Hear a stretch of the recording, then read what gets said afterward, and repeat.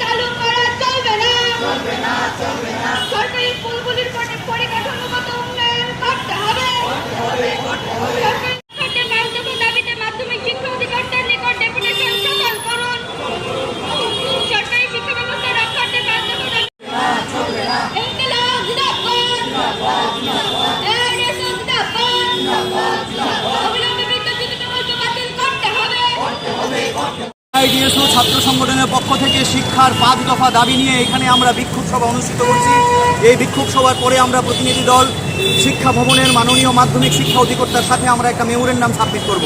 আমাদের দাবি স্পষ্ট।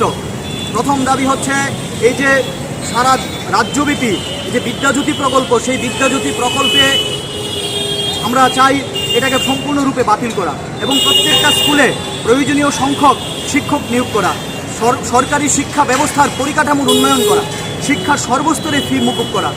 এই দাবিগুলি নিয়ে আমরা আজকে এখানে বিক্ষোভ সভা অনুষ্ঠিত করছি এবং আমরা লক্ষ্য করছি এই যে সরকারি শিক্ষার মান দিন দিন ক্রমশ নিচের দিকে নামছে।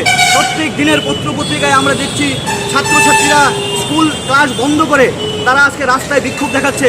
কোথাও শিক্ষকের সমস্যা, কোথাও শিক্ষার বিভিন্ন সমস্যা।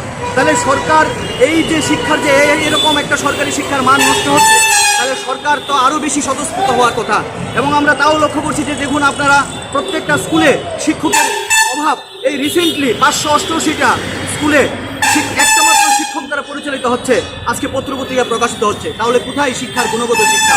এবং এই বিদ্যাজ্যোতি প্রকল্পে হঠাৎ করে এই যে স্কুল ডেভেলপমেন্ট ফি, মাইগ্রেশন ফি প্রচুর টাকা নিচ্ছে, 2,500 টাকা। এবং এই আচমকা নবম শ্রেণী থেকে ইংরেজি শিক্ষায় পাঠদান করতে হবে। বহু ছাত্রছাত্রীরা এই ভয়ভীতি কাজ করছে, শিক্ষার থেকে দূরে সরে যাচ্ছে, সরকারি শিক্ষার মান ক্রমশ নিচের দিকে নামছে।